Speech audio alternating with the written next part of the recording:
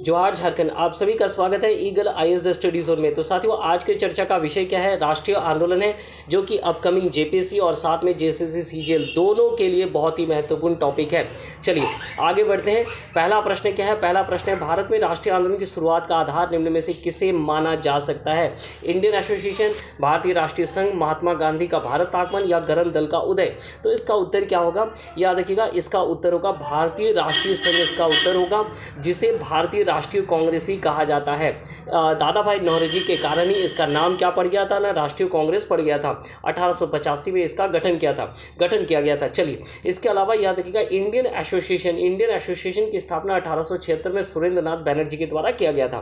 तो इसका उत्तर क्या होगा? इसका उत्तर होगा कि राष्ट्रीय कांग्रेस की स्थापना के साथ ही भारत में राष्ट्रीय आंदोलन जो है जोर पकड़ने लगा धीरे धीरे।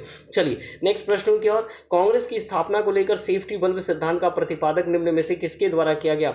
एओ ह्यूम, लॉर्ड डफरिन, बाल गंगाधर तिलक या लाला लाजपत राय? तो इसका उत्तर है सीधा लाला लाजपत राय ने यंग इंडिया के अपने लेख में जो है, ध्यान में रखिएगा कि सेफ्टी बल्ब जैसे सिद्धांत का प्रतिपादन किया था। यंग इंडिया का प्रकाशन 1916 में लाला लाजपत राय के द्वारा शुरू किया गया था, जिसे बाद में महात्मा गांधी के द्वारा भी अपनाया गया था। एओ ह्यूम जो है वो क्या है ना, संस्थापक सदस्य माने जाते हैं, अर्थात कांग्रेस की स्थापना के पीछे इन्हीं का ही हाथ था। हालांकि लाला लाजपत राय ये मानते थे कि लॉर्ड डफरिन के दिमाग की उपज है क्या ना कांग्रेस। चलिए आगे बढ़ते हैं। निम्न में से कौन कांग्रेस का प्रथम मुस्लिम अध्यक्ष था? वोमेश चंद्र बनर्जी, दादा भाई नौरोजी, बदरुद्दीन तैयब जी या जॉर्ज ह्यूल? चलिए, वोमेश चंद्र बनर्जी कांग्रेस के प्रथम अध्यक्ष थे। 1886 में जो है दादा भाई नौरोजी बने। 1887 में कौन बने? तो बदरुद्दीन तैयब जी। और जॉर्ज ह्यूल जो है 1888 में बने। जॉर्ज ह्यूल जो है प्रथम अंग्रेज, हम कह सकते हैं यूरोपियन जो है कांग्रेस अध्यक्ष थे।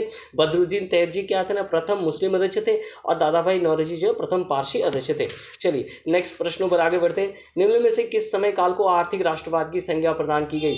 1757 से 1813, 1813 से 1858, 1885 से लेकर 1905, 1905 से लेकर 1919? इसका उत्तर क्या होगा? इसका उत्तर होगा 1885 से लेकर 1905। अर्थात कांग्रेस के उदारवादी चरण को ही क्या माना जाता है? ध्यान में रखिएगा, उदारवादी चरण को ही माना जाता है कि ये इस चरण के दौरान आर्थिक राष्ट्रवाद जैसे परिभाषाएं दी गई। किनके द्वारा? तो आर.सी. दत्त के द्वारा, एम.जी. रानाडे के द्वारा, दादा भाई नौरोजी के द्वारा, इसके अलावा गोखले के द्वारा। इन सभी के द्वारा भारत में जो शोषण हो रही थी और उस शोषण के बारे में आर्थिक राष्ट्रवाद या इकोनॉमिक नेशनलिज्म जैसे सिद्धांतों का प्रतिपादन किया गया।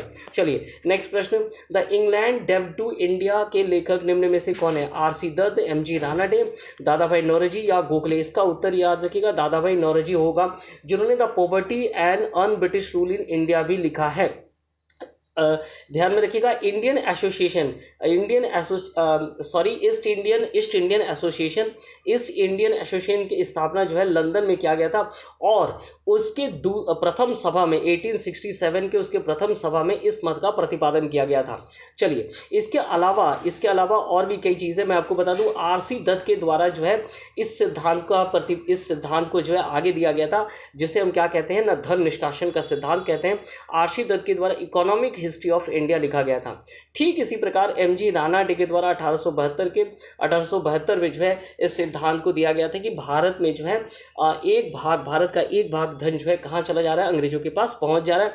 और गोखले जी के द्वारा जो है अब इंपीरियल लेजिस्लेटिव काउंसिल के बजट भाषण के दौरान इस मत का प्रतिपादन किया गया था। तो इन सभी के द्वारा हम कह सकते हैं कि क्या किया गया था ना, धन के निष्कासन सिद्धांत पर क्या किया गया था ना, अपने अपने मत और विचार प्रस्तुत किए गए थे। चलिए आगे बढ़ते हैं नेक्स्ट प्रश्नों की ओर। निम्न में से किसके द्वारा ब्रिटिश शासन के विरुद्ध लोगों को एकजुट करने के लिए धर्म की राजनीतिकरण किया गया? लाला लाजपत राय, बाल गंगाधर तिलक, बिपिन चंद्र पाल या दादा भाई नौरोजी? अंग्रेजी शासन के विरुद्ध लोगों को एकजुट करने के लिए जो है दो महोत्सव का आयोजन किया गया था। किसके द्वारा? तो बाल गंगाधर तिलक के द्वारा। तो 1893 में गणपति महोत्सव और इसके साथ साथ 1895 में शिवाजी महोत्सव। और ये प्रश्न पूछा गया था, ध्यान में रखिएगा, जेपीएससी में इसी प्रकार के प्रश्न, सारे प्रश्न जो है जेपीएससी से ही जुड़े हुए हैं, तो जेपीएससी में पूछे जाते हैं। तो उन्होंने धर्म का सहायता से लोगों को एक जुटान किया और अंग्रेजों के विरुद्ध क्या किया ना, उन्होंने लड़ाइयाँ लड़ी। चलिए, निम्न में से किसके द्वारा ब्रिटिश शासन, चलिए ये तो वही प्रश्न है, आगे बढ़ते हैं। बंगाल विभाजन की तिथि निम्न में से कौन सा है? 28 दिसंबर, 20 जुलाई, 7 अगस्त या 16 अक्टूबर? इसका उत्तर क्या होगा? इसका उत्तर होगा 20 जुलाई 1905। 20 जुलाई 1905 को जो है घोषणा कर दिया गया कि ये क्या है ना, बंगाल का विभाजन किया जाएगा। 7 अगस्त 1905 को जो है कोलकाता के टाउन हॉल से स्वदेशी मूवमेंट की शुरुआत हो गई थी। ठीक है, चलिए, और 16 अक्टूबर को क्या था? 16 अक्टूबर को समूचे बंगाल में शोक दिवस के रूप में मनाया गया और ये बंगाल विभाजन भी प्रभावी हो गया। तो इस प्रकार 20 जुलाई से शुरू हुआ, 20 जुलाई 1905, 7 अगस्त 1905 स्वदेशी मूवमेंट शुरू हो गया और 16 अक्टूबर को क्या था ना, शोक दिवस के रूप में या जो बंगाल विभाजन वो पूरी तरह से लागू हो गया। चलिए, ये लॉर्ड कर्जन के समय काल के दौरान हुआ था। नेक्स्ट प्रश्नों की ओर आगे बढ़ते हैं। निम्न में से किसके द्वारा तिलक को भारतीय अशांति का जनक कहा गया? तो वैलेंटाइन सिरॉल के द्वारा जो है क्या कहा गया था ना, इसे तिलक को अशांति का जनक माना जाता था। तो ये जेपीएससी का प्रश्न है, ध्यान में रखिएगा। चलिए, नेक्स्ट प्रश्नों की ओर आगे बढ़ते हैं। The royal commission on the administration of expenditure of India की स्थापना कब किया गया था? अर्थात भारत में जो व्यय हो रहे थे, जो अनुपयोगी व्यय हो रहे थे, उस पर एक आयोग की स्थापना किया गया था। और इस आयोग का स्थापना कब किया गया था? तो इसका उत्तर याद रखना है, इसका उत्तर क्या होगा? 1895 में इसका जो है निर्माण किया गया था। और इस आयोग को क्या कहते हैं? इस आयोग को कहते हैं बेल्वी कमीशन कहा जाता है। क्या कहा जाता है? बेल्वी कमीशन कहा जाता है। ठीक है, तो चलिए, इस कमीशन के द्वारा 1900 में अपने रिपोर्ट प्रस्तुत किए गए। इसके सदस्य कौन कौन थे? तो इसके सदस्य थे वेल्वी, चाहमान और टी.आर. बुकानन। ये क्या थे ना, इनके पार्लियामेंट्री रिप्रेजेंटेटिव के तौर पर थे। और भारत की ओर से जो है विलियम विंडरबर्न, विलियम एस क्लेन और इसके साथ साथ दादा भाई नौरोजी क्या थे ना, भारत की ओर से थे। गोखले और दिनासा बाचा ने भी 1897 में इस आयोग के सामने अपना मत रखा था। तो भारत में जो अनुपयोगी खर्च हो रहे थे, अर्थात धन निष्कासन सिद्धांत के बाद जो है, धन निष्कासन सिद्धांत के प्रतिपादन के बाद जो है अंग्रेजी सरकार के द्वारा बेल्वी कमीशन का गठन किया गया। और इस बेल्वी कमीशन के द्वारा रिपोर्ट कब सौंपा गया ना, 1900 में इसका रिपोर्ट सौंपा गया। चलिए, नेक्स्ट प्रश्नों पर आगे बढ़ते हैं। रविन्द्रनाथ टैगोर ने आमार सोनार बांग्ला कविता किस आंदोलन के उपलक्ष्य में लिखा? बिल्कुल वही इसका उत्तर होगा। क्या होगा ना, बंग विरोधी आंदोलन के परिप्रेक्ष्य में जो है आमार सोनार बांग्ला लिखा गया, जिसे बाद में बांग्लादेश का क्या के द्वारा अपनाया गया। चलिए, निम्न में से किसकी रचना देशेर कथा है जिसके द्वारा स्वदेशी आंदोलन में महत्वपूर्ण भूमिका निभाई? देशेर कथा किसकी रचना है? याद रखिएगा, जेपीएससी का प्रश्न है। देशेर कथा जो है के रचनाकार कौन है? तो देशेर कथा के रचनाकार है सखाराम गणेश देवस्कर, जिनका संबंध किसके साथ है? देवघर के साथ जिसका संबंध है। ठीक है, इस पुस्तक की रचना कब की गई थी? इस पुस्तक की रचना 1904 में किया गया था, जिसे 1910 में जो है क्या कर दिया था? प्रतिबंधित कर दिया गया था। और ये जेपीएससी का बहुत ही महत्वपूर्ण प्रश्न है। चलिए, तो देशेर कथा के रचनाकार कौन थे? सखाराम गणेश देवस्कर। निम्न में से किसके द्वारा दिल्ली में स्वदेशी आंदोलन का नेतृत्व किया गया? लोकमान्य तिलक, लाला लाजपत राय, बिपिन चंद्र पाल या सैयद हैदर रजा? तो इसका उत्तर क्या होगा? इसका उत्तर होगा सैयद हैदर रजा। तिलक के द्वारा महाराष्ट्र में किया गया था, लाला लाजपत पंजाब में किया गया था और सैयद हैदर रजा के द्वारा दिल्ली में। नेक्स्ट प्रश्नों की ओर बात करते हैं। निम्न में से किसके द्वारा पत्रिका द बंगाली के माध्यम से स्वदेशी आंदोलन को मुखरित किया गया? लोकमान्य तिलक, लाला लाजपत राय, गिरीश चंद्र घोष या सुरेंद्र नाथ बैनर्जी? तो याद रखिएगा कि द बंगाली पत्रिका का प्रतिपादन किसके द्वारा किया गया था? तो गिरीश चंद्र घोष के द्वारा 1906 में इसका शुरुआत किया गया था, जिसे बाद में अरविंदो घोष ने जो है सबके सामने रखा। ठीक है, तो याद रखना है कि द बंगाली पत्रिका के माध्यम से स्वदेशी मूवमेंट का जो प्रचार किया गया था वो किसके द्वारा किया गया था? तो याद रखना है आप सभी को कि ये होगा सुरेंद्र नाथ बैनर्जी के द्वारा किया गया था। नेक्स्ट प्रश्नों की ओर आगे बढ़ते हैं। निम्न में से किस अधिवेशन में कांग्रेस के प्रथम विभाजन हुआ था? चलिए, बनारस अधिवेशन क्या था? बनारस अधिवेशन में स्वदेशी आंदोलन को क्या किया गया था ना, स्वदेशी तथा बहिष्कार आंदोलन का शुभारंभ किया गया था। कलकत्ता अधिवेशन में भी स्वदेशी को और आगे बढ़ाया गया और दादा भाई नौरोजी के द्वारा स्वराज की मांग को जो है प्रस्तुत किया गया।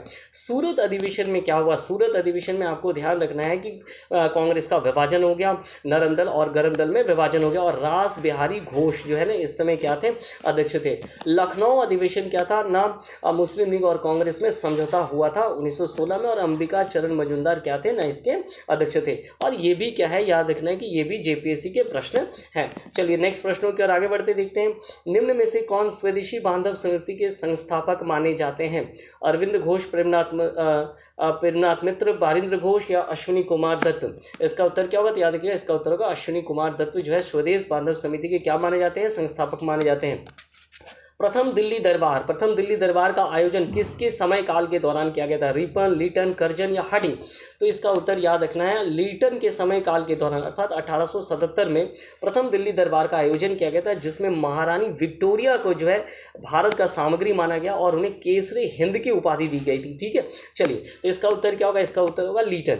नेक्स्ट प्रश्नों की ओर आगे बढ़ते हैं। इंग्लैंड का सम्राट जॉर्ज पंचम एवं महारानी मैरी का भारत आगमन कब हुआ? 1877, 1885, 1903 या 1911? तो याद रखिएगा तीसरे दिल्ली दरबार अर्थात 1911 में हार्डिंग के समय काल के दौरान आप याद रखना है कि इंग्लैंड के सम्राट जॉर्ज पंचम और महारानी मैरी का क्या हुआ था, आगमन हुआ था। प्रथम दिल्ली दरबार का समय काल के बारे में अगर बात करें तो याद रखना 1877, 1903 में जो है दूसरा दिल्ली दरबार का आयोजन किया गया था, और इसके साथ साथ जो है तीसरा दिल्ली दरबार का आयोजन कब किया गया था, तो 1911 में। चलिए नेक्स्ट प्रश्नों की ओर आगे बढ़ते हैं। दिल्ली षड्यंत्र का संबंध निम्न में से किसके साथ है? डफरीन, कर्जन, हार्डिंग या मॉर्लेमिंटो? इसका उत्तर क्या होगा, इसका उत्तर होगा हार्डिंग होगा। 1912 में दिल्ली षड्यंत्र केस, जिसमें रासबिहारी घोष और सचिन सान्याल थे, इन्होंने लॉर्ड हार्डिंग पर बम फेंका था, चूंकि जो है इन्होंने दिल्ली दरबार का आयोजन किया था, जिसमें बहुत अधिक धन का क्या हुआ था, निष्कासन या खर्च हुए थे। निम्न में किसके द्वारा प्रथम विश्व युद्ध के दौरान अफगानिस्तान में एक अस्थायी सरकार का गठन किया गया? लाला हरदयाल, करतार सिंह सराबा, मोहम्मद बरकतुल्लाह या गुरदत्त सिंह? तो इसका उत्तर क्या होगा, मोहम्मद बरकतुल्लाह, जो कि इसके प्रधानमंत्री बने, और इन्होंने ध्यान में रखिएगा इन्होंने अफगानिस्तान में एक अस्थायी सरकार का गठन किया। ये प्रथम विश्व युद्ध के दौरान हुआ था। चलिए नेक्स्ट प्रश्नों की ओर। कामाटागारू प्रकरण कब घटित हुआ? 1905, 1907, 1914 या 1916? इसका उत्तर क्या होगा, 1914 इसका उत्तर होगा। जेपीएससी का प्रश्न है, याद रखिएगा गुरुदत्त सिंह जो है इससे जुड़े हुए थे, ध्यान में रखना है। और जापान से कहाँ जा रहे थे ना, वो कनाडा की ओर जा रहे थे। तो ये कुछ प्रश्न हैं जो कि जेपीएससी के प्रश्न हैं इतिहास के, और साथ में जेसीसी सीजीएल के भी बहुत ही महत्वपूर्ण प्रश्न हैं। ऐसे ही प्रश्नों के लिए हमारे साथ जुड़ना ना भूलें eagle IAS the study zone में। आप सभी का हमारे साथ जुड़ने के लिए बहुत बहुत धन्यवाद।